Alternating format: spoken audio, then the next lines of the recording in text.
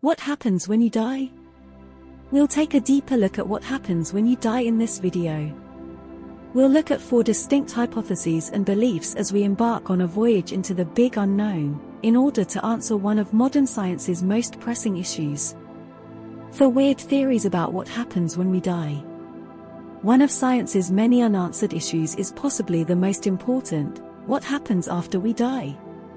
Despite the fact that it is a worldwide, universal curiosity, it is also a question that has remained unsolved for thousands of years. Our numerous advances in science and technology have not brought us any closer to discovering the truth. As a result, even the most strange notions cannot be completely dismissed. This is Information 01, and today we're going to look at 4 of the most bizarre notions about what happens when we die. It is nearly tough to study what happens after death, with most scientific methodologies either falling short or failing to even begin. Researchers can't examine the afterlife by sending a probe there, we can't uncover answers by gazing into someone's mind, and science can't even organize direct studies because having a control group would mean basically killing the subjects, which is unethical, to put it simply. The closest anyone can approach to knowing what happens when we die scientifically is by accidentally analyzing a dying person's brain before, during, and after death. That is, they would have had to be inside something like an MRI scanner at the moment they died. And this is exactly what happened in 2022, when an elderly man had a heart attack while having his brain examined. The primary takeaway from this case was that there is neurobiological proof that your life does flash before your eyes. However, because this is only one case, experts are careful about taking too broad conclusions from it. All of this means that science, in general, cannot predict what will happen next, leaving opportunity for numerous conflicting theories, ideas, and beliefs. First, we return to the Aztec Empire, a relatively short-lived but nevertheless significant civilization in Earth's history. For a while, Aztec authority dominated most of Mesoamerica, achieving significant advances in everything from roads to medicine, written law to poetry. However, on the darker side of the Aztec tale, there is a now infamous practice of human sacrifice. It is said that thousands of people were slaughtered each year to placate the Aztec gods, with some estimations reaching as high as 250,000 sacrifices per year. It is also believed that the sacrificial victims believed they had a wonderful afterlife ahead of them, because the Aztecs believed that how you died, rather than how you lived, determined what happened to your soul.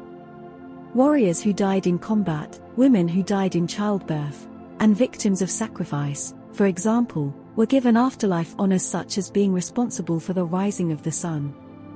It was thought that they would thereafter transform into lovely creatures such as hummingbirds or butterflies. Meanwhile, another form of paradise awaited in certain circumstances, including accidental death.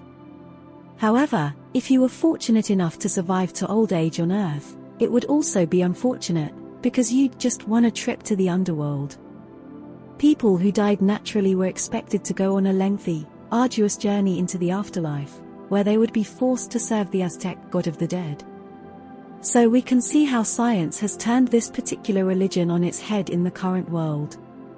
The ancient Egyptians were the next civilization to be somewhat worried with death. For them, the death process was an enormously important and intricate event in which the living were as much a part as the departed.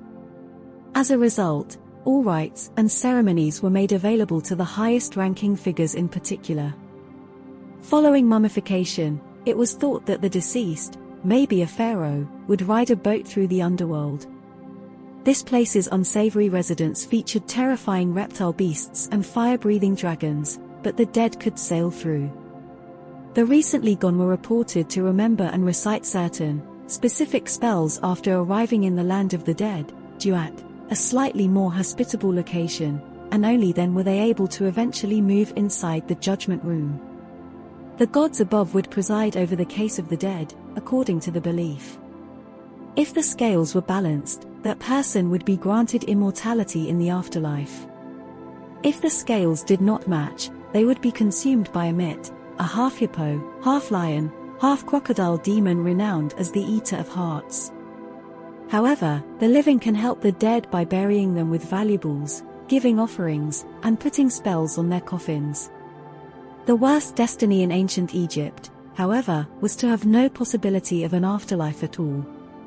Those who disobeyed the pharaoh were greeted with a terrifying double death via decapitation, with the concept being that this prevented you from ever having the chance to live forever. We can talk so clearly about Egyptian ideas today because they left reasonably detailed documents, but this is not true of many societies. The Norse Vikings are a popular culture today, despite the fact that there are fewer surviving records. However, it is known that the Norse put a high emphasis on how someone died, with the ultimate goal being to die in battle so that you would be brought to Valhalla rather than the icy world of hell. Here, you can expect to meet other gods, dine, drink, and battle some more. All in preparation for the ultimate end of the planet, which will occur long after your own death, Ragnarok. But, according to the Norse, dying might lead to a variety of outcomes. A notion may be related to the belief that the soul was divided into parts. A deceased person could end up in a variety of places. They may die and remain on Earth in their coffin or dwelling, or they could be turned into a particularly wicked ghost known as a Draga. However, there were more positive choices, such as the chance of being reborn after death, and possibly even returning to Earth as one of your own descendants. Finally, today's theory isn't based on an old culture or civilization, rather, it arose from a specific and widely adapted short tale penned by US author Andy Weir. The egg theory takes from other prominent notions in major faiths, such as God and reincarnation, but gives a new viewpoint on them. The plot revolves around a figure who dies and meets with God, at which point he is informed that time is really a construct and a human invention, and hence not real. But reincarnation is true, and it happens every time you die, according to the egg theory. This means you can be reincarnated at any point in time and as any person. In reality, because the egg theory holds that there is only one soul in the entire world, you will eventually be reincarnated as anybody and everyone. In essence, everyone who has ever lived has been the same individual, reincarnated into every imaginable existence billions and billions of times over. Everyone you've ever helped has been you, and everyone you've ever hurt has also been you. There's also a purpose for this reincarnation. God tells the newly deceased character in the story that their continual rebirth allows them to mature enough to become the next God.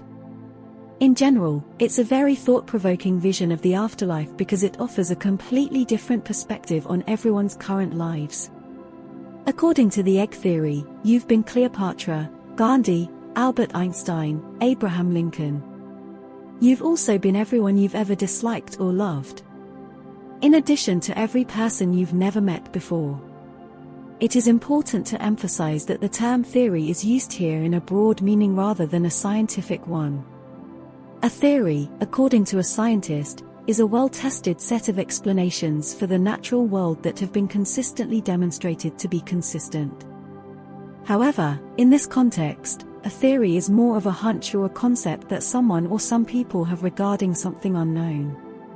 Finally, because there is no way to know or test what happens after someone dies, there are no strictly scientific theories. That tremendous mystery may always exist for us, but we will always try to make sense of it. So, which of the concepts in this video piques your interest the most? Conclusion. The question of what happens when we die encompasses a vast array of perspectives and uncertainties. A multidisciplinary approach that integrates religious, philosophical, scientific, and personal accounts allows for a more comprehensive and nuanced understanding of this tantalizing enigma. As graduate students, it is our responsibility to approach this subject with intellectual rigor, curiosity, and humility, recognizing that the mysteries of death will continue to captivate the human imagination for generations to come.